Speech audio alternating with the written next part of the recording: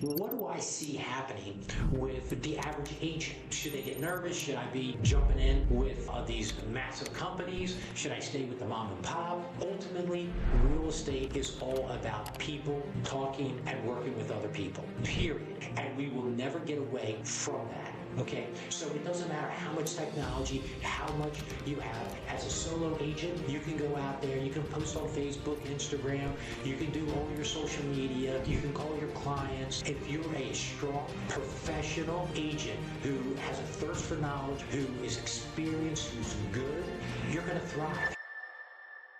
Well, welcome to the Real Estate Show with Pat Lopez, where we talk everything real estate. For this show, we have two topics: the Federal Reserve, what craziness is going on there, and real estate consolidation, where we have real buying RE/MAX. So let's jump into the Fed.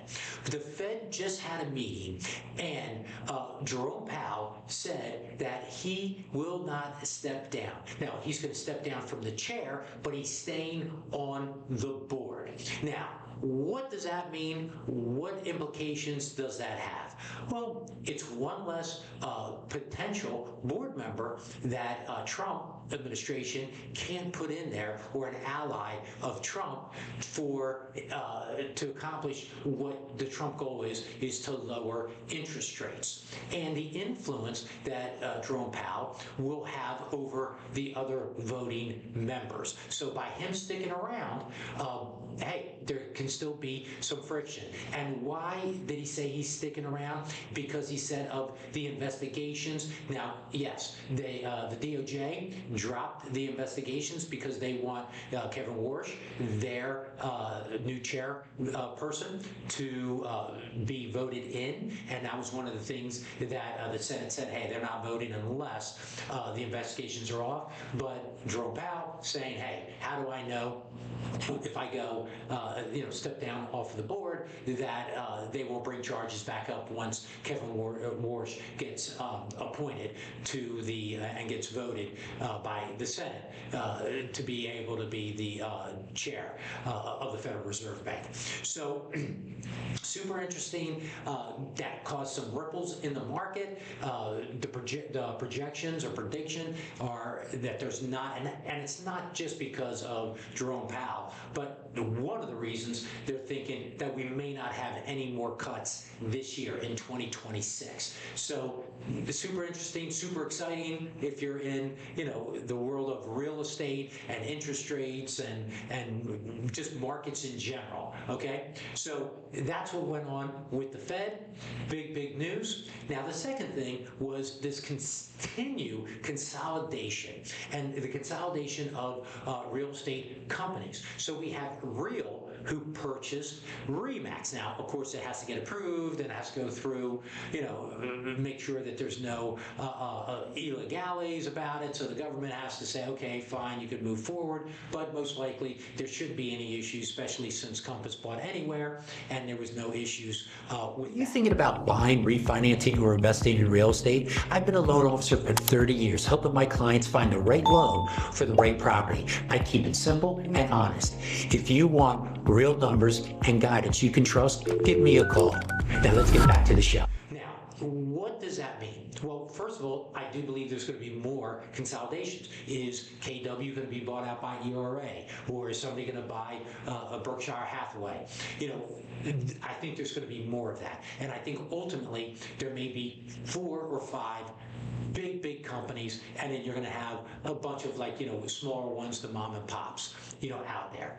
Now, what impact does that have? Well, if you're merging, and it seems like these real estate companies that call themselves technology companies, they're the ones who are doing the buying, and they're the ones who are saying, an example for Real, say, hey, we have some really good tech, we can help you out. Your agents are super strong, super experienced, super high producing, but hey, if you take some of our innovations, some of our technology, we can help you out even more. Now, they're not changing the name. RE/MAX will still be named RE/MAX, Real will still be Real.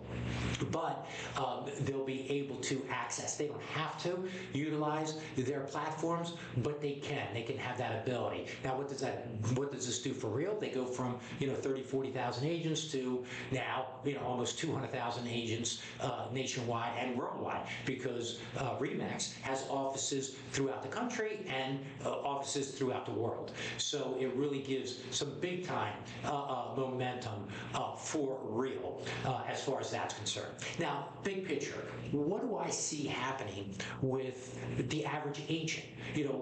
Should they get nervous? Should I be, jumping in with these massive companies? Should I stay with the mom and pop? Ultimately, real estate is all about people talking and working with other people. Period. And we will never get away from that. Okay? So it doesn't matter how much technology, how much you have. Hey, as a solo agent, you can go out there, you can post on Facebook, Instagram, you can do all your social media, you can call your clients. If you're a strong, professional agent who has a thirst for knowledge, who is experienced, who's good, you're going to thrive. You're going to be good no matter what. It doesn't matter if you're Compass, if you're KW, if you're Berkshire, if you're Remax, Real, whatever. It doesn't matter. Ultimately, it's you. People are hiring you as an individual. I interviewed a mom and pop, and I said, hey, nobody's really ever heard of your name. Like, when you sit down at that kitchen table and you're doing a listing presentation or you're talking to a buyer, does your name ever come up? Or do they mention like a much bigger company and say, hey, why should I go with you instead of them? And he said, very rarely, because most of his appointments, most of his people are relationship based. They're either a referral from the past client who's buying a new home, or the past client who bought a home said, hey, you need to call this guy Joe, he was great, and they refer you to a friend.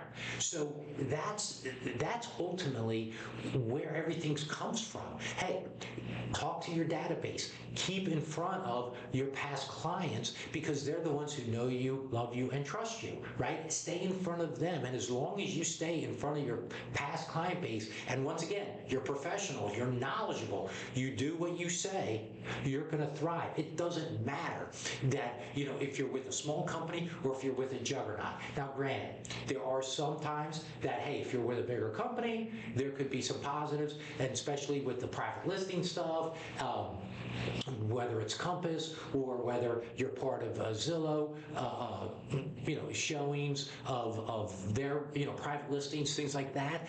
So there could be some little advantages here and there, but they're not that much. And ultimately, with all this private listing stuff, that's at some point going to go out the window, because the reality of the situation is you want to be able to expose a property to the most amount of people so you can give your sellers the most amount of money.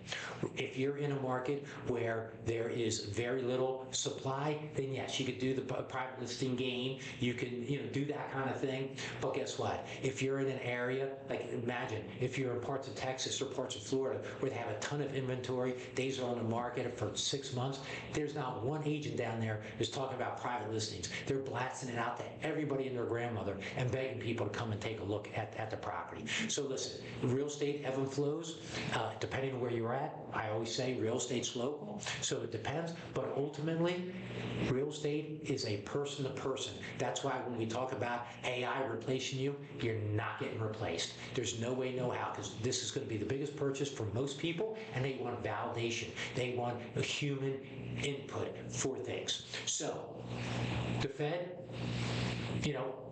hey, continue drama. And do the Fed control the interest rates?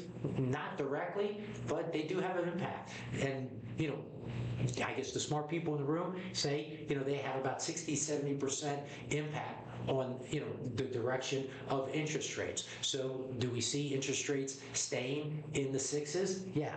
Thank God for the spreads being less, and that's the spread between the 10-year and the 30-year fixed mortgage-backed security, that has come down. So it looks like we're going to stay in the mid sixes, maybe low sixes.